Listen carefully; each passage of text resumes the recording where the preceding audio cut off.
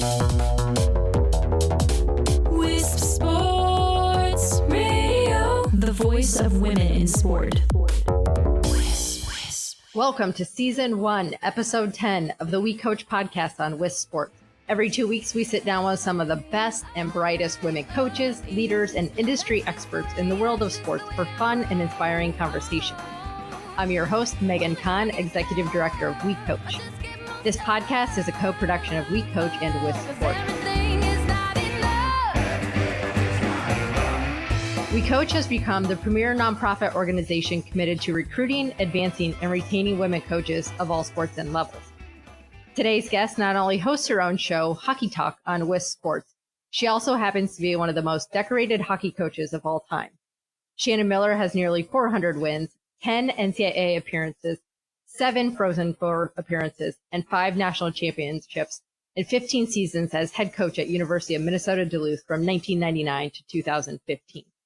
She coached Canada to 3 world titles and an Olympic silver medal, while also becoming the first female head hockey coach in the Olympics. Currently, Shannon resides in Las Vegas and is a businesswoman after her contract was no longer renewed in 2015. Welcome, Shannon. Thanks so much for being on the WeCOACH podcast. Hello, Megan. It's great to be with you and with WeCOACH. Thanks. I have so been looking forward to this. I know we've had this date on the calendar for a long time. I'm going to dive into some specifics on coaching, and then we're going to get into gender equity, gender bias, and then hopefully you'll give us an update on the federal and the state case that's going on. That sounds good to me. You're in the driver's seat. I'm with you. So you're one of the most successful hockey coaches of all time, let alone female hockey coach. Can you share with us your coaching philosophy? Oh, I'd be pleased to. So what's really important to me as part of my philosophy is to be open, be honest, and be accepting. And then the most important thing beyond that is to be authentic. It's extremely important. What I strive for and what gives me fulfillment is bringing out the best in people. And in doing that, I bring out what's in the best in myself, and I love it when it comes full circle like that. For me, coaching athletes and working with staff that are all in is a good match for me. In my philosophy, I believe feedback must be honest. Mostly honest positive, but also honest corrective. I believe in high standards, driving people, but no harder than I drive myself. I work hard, really hard, and I'm all in. I also believe in being very patient, positive, and supportive, striving for a balance that works between pushing people and being patient. My philosophy, I believe in taking risks, being creative, being innovative, and having fun along the way. And although it takes time to build relationships and trust, my goal is to get to the point where I can reach in and touch their hearts so they can simply unleash their absolute best when it's time. And touching their hearts simply means breathing belief into the athletes when they may have doubt, breathing courage into them when they may have fear, and breathing life into their competitive lungs when they need it to compete. I try to anticipate what they need, and I try to give it to them. It takes time, and it's a process. Can I come back and play for you? Yes, I would love it. You don't want to see me skate, though. That's pretty bad. I'd love to have you on my staff. That we could work that out for sure. So it's evident you walk the talk. How do you trust in the process? Well, I love the process, and I love the highs and the lows. For me, the process becomes the head coach's partner. And I truly believe that. The process becomes the head coach's partner, and I do trust in the process, and then my job is to try to get everybody else to trust in the process. And that's not easy. That is not an easy thing. And for me, the process is a journey, and it starts with a vision. It requires great preparation and attention to detail. And it's a journey that requires buying into the vision, grinding it out through the good times and the bad, accepting your roles, staying on task, and a commitment to getting better every single day. Going through the process, we're going to face adversity. People are going to make mistakes. There's going to be misunderstandings, and we're going to deal with negative circumstances. I encourage, hey, let's embrace being put to the test. Let's expect it, embrace it, and be patient and come through it together. Now, Megan, in all the years that I've coached, I've had a lot of success, and I've also had a couple of bad years along the way. And here's what I think. Many people will forfeit the hard work of the process. They don't hang in there because it's too tough. It takes them out of their comfort zone, and they don't like it at all. But I believe that the more you desire, the higher the goal, then the more process is required. And something that's extremely important when you're on this journey is celebrating milestones, but also celebrating effort, because you might not achieve a milestone that you set for yourself. So simply celebrate the effort so that you can enjoy the grind, because the grind is important too, because it's working towards your dream. So preparation and attention to details leads to small successes, which leads to confidence, which eventually leads to excellence. Trust in the process. I couldn't agree more. Well said. And I love to hear you talk about celebrating even the effort, because I think as women, we tend not to celebrate enough. Yes, I agree. How do you find that comfort in the uncomfortable zone, in that grind? Well, you have to explain to your athletes and your staff that mediocrity hates excellence, and you can try to remain in the womb of mediocrity where it is warm and it's comfortable, but you're never going to achieve your goals. I mean, you can't say, hey, I want to be the best player and make the national team, or I want to win a national championship with this team, and stay in that womb of comfort. And so you have to try to teach them that you've got to leave the womb. You've got to leave the edge of the cliff. You've got to jump and you've got to fly.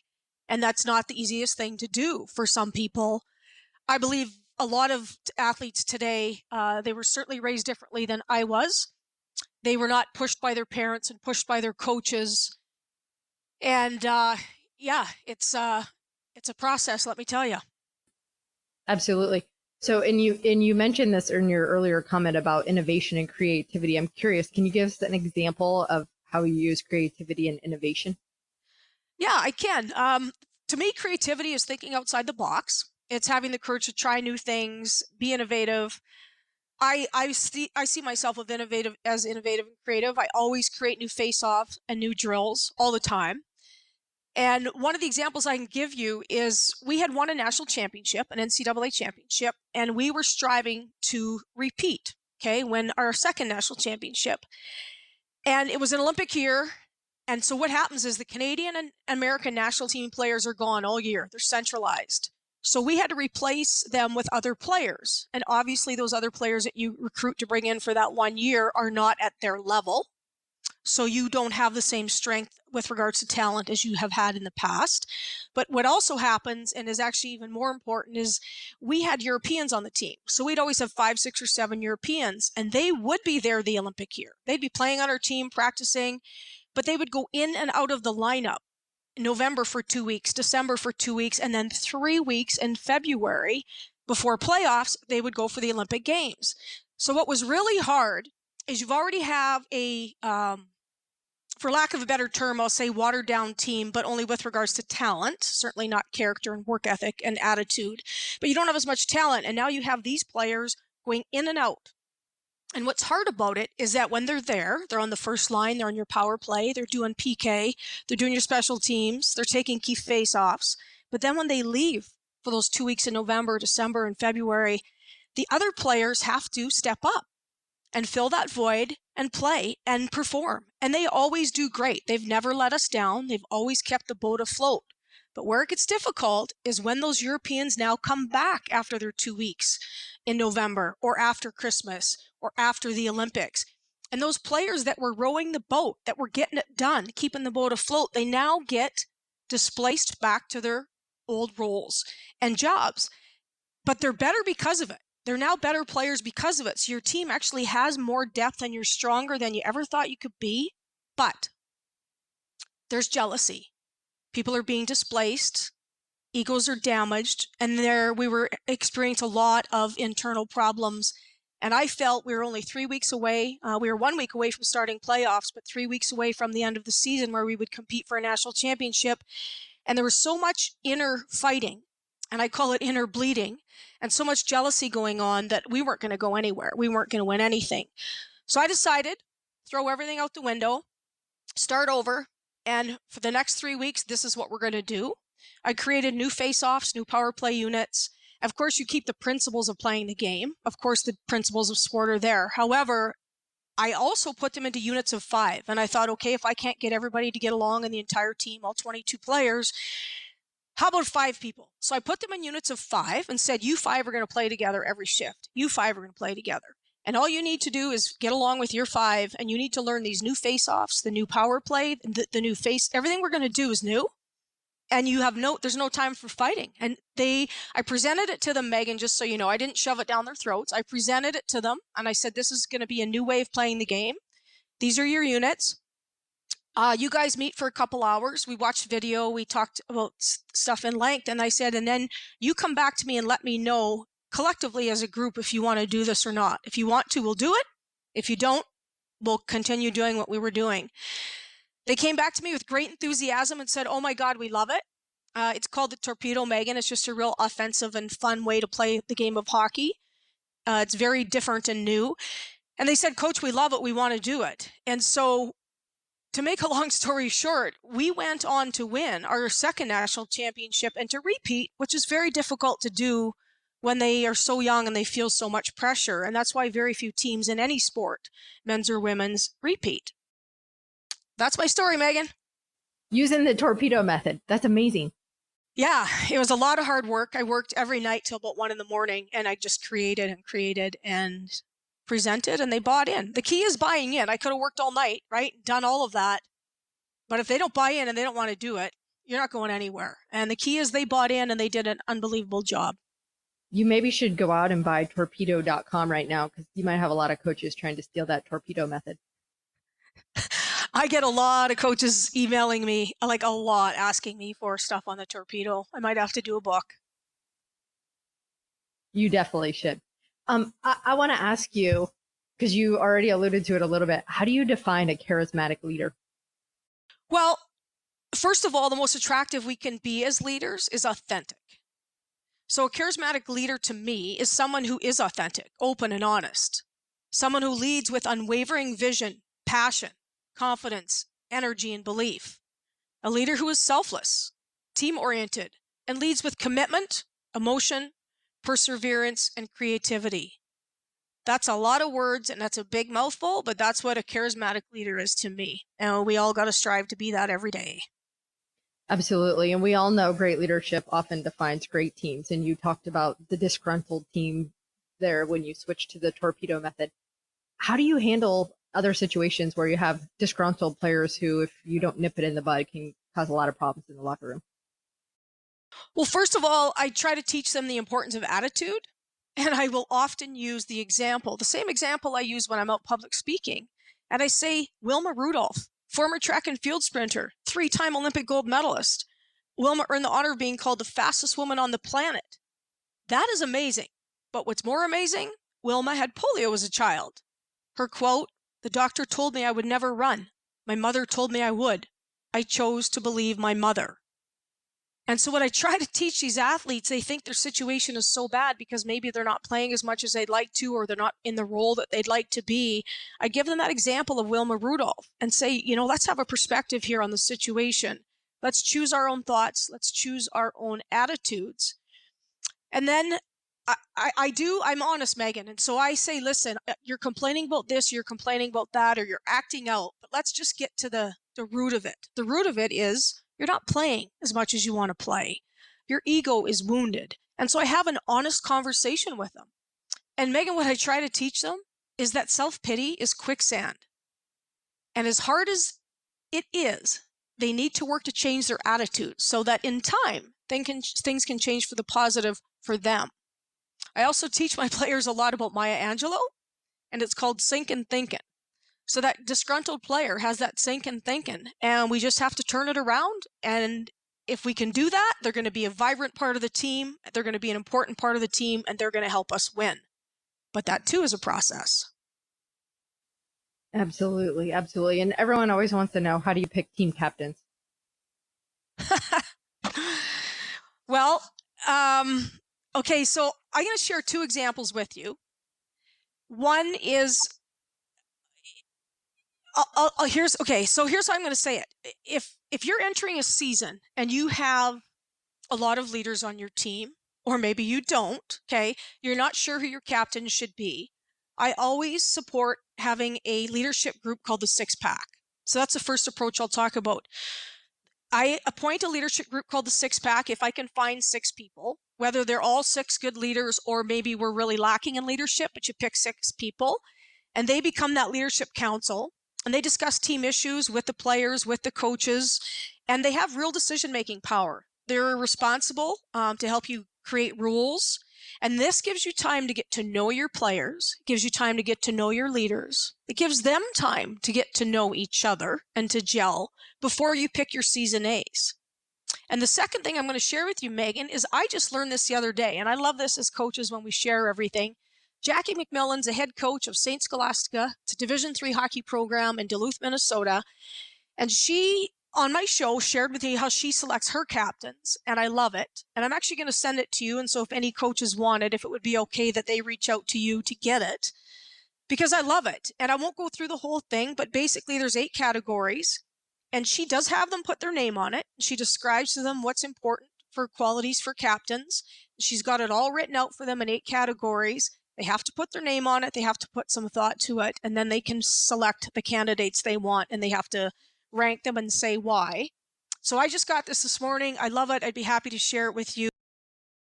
Yes, please send my way. And I actually just listened to that episode this morning. It was a great episode.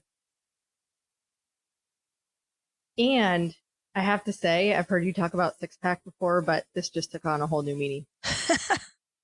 I'm going to pull us out of that rabbit hole before we get too far down there. It's evident that you continually raise the bar. You're continuing to push yourself to be better for your student athletes or your athletes. How do you continue growing as a leader? Well, growth is so important for all of us. And it starts with us, the head coach. So my whole approach to growth is it's important to have a seeking mind, always wanting to learn and grow. So if you start from that perspective, you're open. I also take the approach of the known, the unknown, and the unknowable. So what we know is a limited amount. We have to accept that. The unknown is greater than the known, and the unknowable is even greater. That perspective is very humbling. So I am excited about what I know and what I've shared, but I know there's so much more I don't know. So I read every coaching book written. I read a lot of different leadership books from business. I reach out to business leaders. I do own a business, and so I reach out to business leaders and people in the teachers. You know, anybody that's in a mentor position, just sharing ideas, and that's how I grow. And I've had lots of great role models as well. But yeah, I'm open, and I'm hungry. Which I think is the key to it all, is that you're hungry. You're hungry to push yourself, and you're hungry to seek knowledge. Yes. You've been removed from coaching the past couple of years, which I don't want to speak out of line, but certainly opened your eyes to the landscape for what female coaches are facing. Who were some of your greatest role models in regards to gender equity? Oh, that is a great question. And I love talking about this. So Rosa Parks is a big one for me.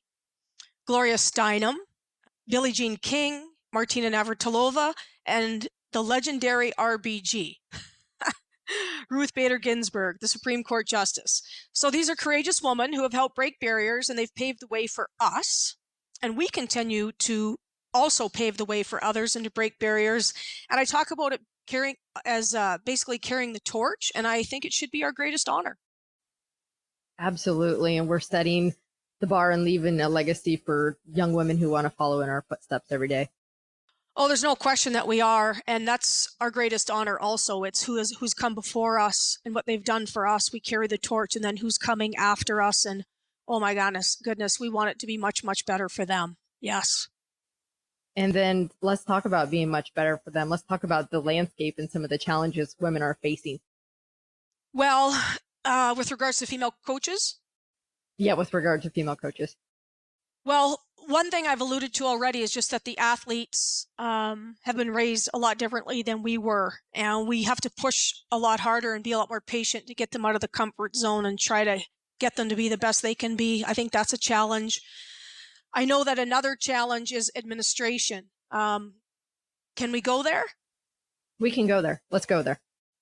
Okay, so before I go to administration, I just want to say with the athletes, I think one of the biggest things for us to realize is there's a softness that exists where toughness used to reside. That's one of the things that I use to teach my staff is there's a softness that exists where toughness used to reside, and we have to somehow toughen these athletes up to get them to reach their potential and drive them a bit. And then segueing to another challenge is administration. I can tell you that it's extremely important and very valuable to have a good relationship with your administrators, and in hopes that if you're honest and supportive with them, that they'll return that respect to you. And if you have that situation, count yourself very fortunate. Do everything you can to have a strong relationship with your administrator. If you're both honest with each other and supportive, you're gonna flourish. You're gonna have success. You're gonna be happy. If you don't have that, there's a fear-based environment that's created, and it's exhausting and it's unnerving. And I've experienced both the good and the bad, and I've had a lot of coaches contact me, and unfortunately, it's one of the big things. One of the big things is athletes being unhappy, disgruntled athletes that we've talked about. And then the second thing is administration. Some of the coaches are experiencing what I experienced, which is constant lying, confusing messages, basically a non-supportive environment. Administration creating an intentionally fear-based environment for the coaches. And sadly, the coaches are being driven to making phone calls to people like myself or the fearless coach, Becky Carlson, and yourself and other people. And we have to advise them to do things to protect themselves, which we can get into in a minute. Inside stories, interviews, and cutting-edge tips from the leading coach in ice hockey. Tune in to Hockey Talk with Shannon Miller. This is Wisp Sports.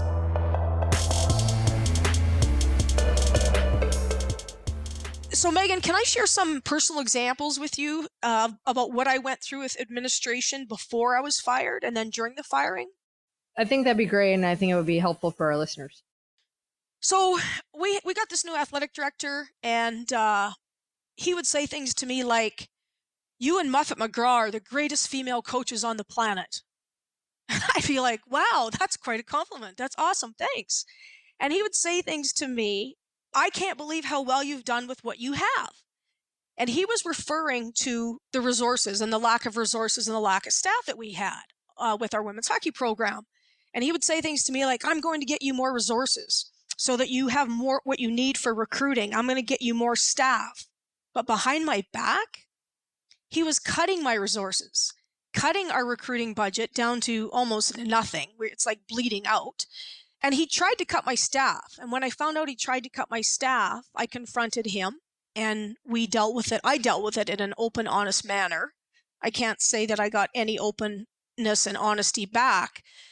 And what he was trying to do behind my back, while he was telling me I'm a great coach like Muffet McGraw and he's going to get me more and I need help and how have I done so well with what I have, the entire time he's undermining me with my staff and my players.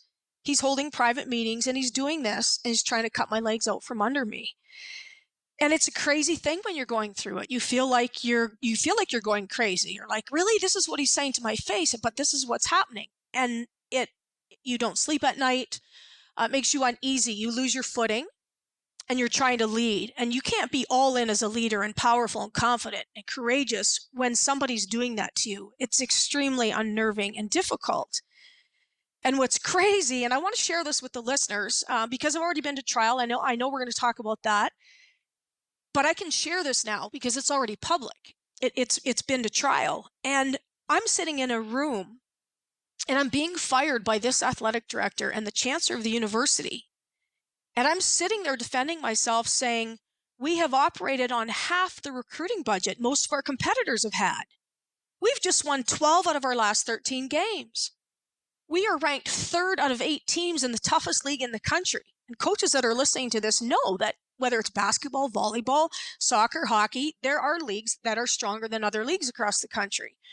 And I'm like, we're 3rd out of 8 teams. And we're ranked 6th or 7th in the country out of 34 teams. Depends what poll you look at. And I'm sitting there having this conversation with them. And the athletic director says to me, and I quote, "Nobody's questioning that. No question. That's my point. That's a point of pride for the program, and it's respected." So then I say, well, why? Like, why are you firing me? And his response, and I quote, "We've tried to explain it's financial, by and large, it's financial. And he also goes on to say, I don't think anyone is questioning your accomplishments and what you did with what you had. No one is. So imagine what I went through before they fired me. And it's just sad because I know that some coaches are going through some similar things and I want to be able to help them if I can. Then this is while I'm being fired. And so the lies and the poor treatment began long before the firing.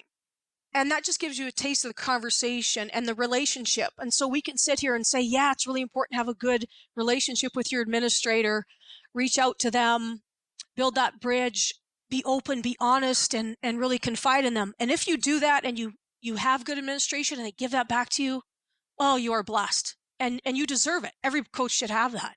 But if they don't, you're in trouble. And what they did after they fired me and through the course of the trial is they changed their story to they were firing me because of performance. So I really hope that the coaches that are listening are never treated like this. But if some of this sounds familiar to you, take the time to document everything. Who, what, where, and when. There's a new company called coming out, Megan, if you don't mind me plugging them. It's a new company called DocuSyst, and they hope to launch their software in June, and they'll sell software to coaches to help guide you through what and how to document based on if it's problems with your administration, if you're having trouble with a staff member, an athlete, or a parent. It's going to be a very valuable tool for head coaches. And Megan, I'd like to extend an offer. Any coach that's going through something like this, if you want to give me a call, you can get my number through Megan Kahn at WeCOACH, and I'd be happy to help you navigate it. Well, I appreciate that, Shannon. And I'm over here shaking my head while you're telling that whole story because I know how many phone calls I receive, how much my staff received or my board of directors in outreach of how many females are facing very similar and unfortunate circumstances on campus. Yes. I'm glad they have you to call, Megan. I'm really glad you're there. Well, and we're just one needle in a haystack, right? It's going to take a village to change the landscape. It sure is, but we're getting stronger. Our village is getting bigger and stronger. I love it. Absolutely. And one of the reasons is a big thank you to you. So I do want to talk about the lawsuit. Less than a year ago, you won a federal case, a landmark against the University of Minnesota for sex discrimination and retaliation for making Title IX complaints, which you just alluded to pieces of that story. This, as we know, was a ruling heard around the world in women's sports. Can you tell us about that and especially what's happened in the last couple of weeks? Yeah, I'd be happy to. So yeah, there was 3 coaches, head coach of the basketball team, Annette Wiles, head coach softball team, Jen Banford, who's my partner. And then I was a head hockey coach. And the athletic director came in and he got rid of every openly gay lesbian in the athletic department. And there were 6 of us. So what happens is out of those 6, the 3 head coaches decided we're going to get together and sue. Now, I had already said I was going to sue because I was fired first. And the very next day after I was fired, I stepped forward, held my own press conference and said, I'm going to sue them. So they were put on notice immediately. But anyway, they ended up running out the softball coach and running out the basketball coach. But through discovery of the court process, there's a paper trail to show that they were going to fire Jen Banford and Annette Wiles, Laura Schuler, Gina Kingsbury, and Julianne Vasicek. So there's a paper trail of these 6 women, and he backed off firing them because I went public saying I was going to sue them after he fired 4 of us, or 3 of us, 3 out of 6.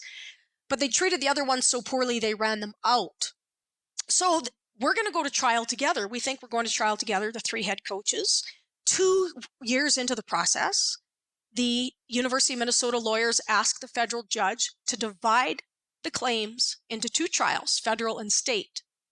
Now, typically, nobody wants to go to 2 trials. It's kind of a difficult thing on the judges, the legal system, the lawyers, everybody. But the judge grants it. It's his right. And all of a sudden, I'm going to federal trial on my own. So I'm there by myself with my federal claims. And to make a long story short, trial was about 2 weeks. And there was 12 jurors of my peers. And they found University of Minnesota guilty of sex discrimination and retaliation on me for making Title IX complaints, and they awarded me $3.74 million. So that was then, and then what's happened in this last 11 months, the federal judge topped it up to $4.2 million by awarding me 2 more years of future wage loss, which is not a lot, obviously, but $4.2 million is a healthy amount of an award, and I am grateful. I have nothing but gratitude as we continue to move towards the state trial.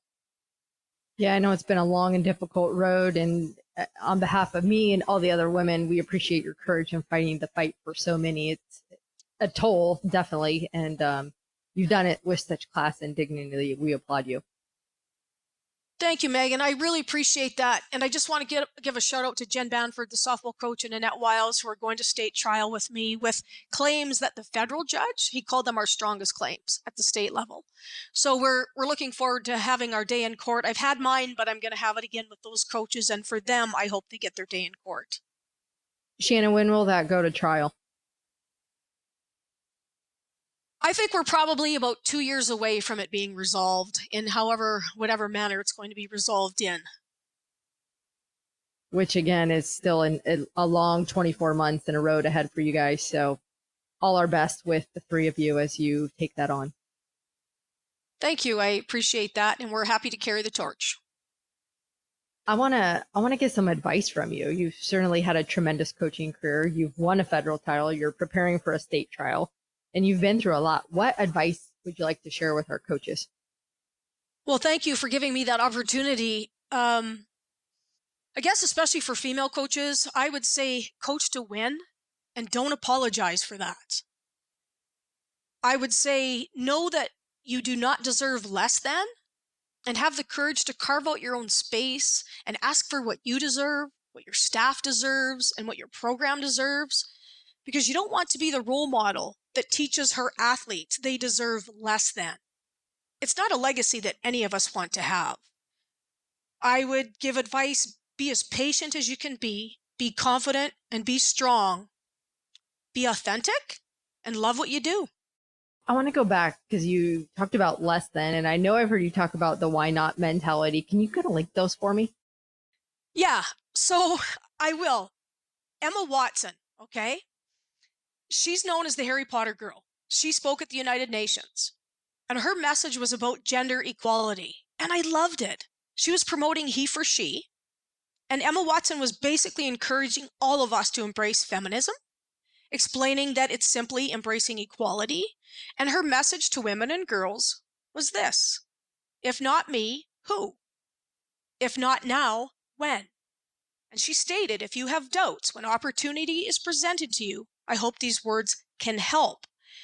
And so I think that's extremely important, that why not mentality. Don't take less than. Don't wait for somebody else to lead the way.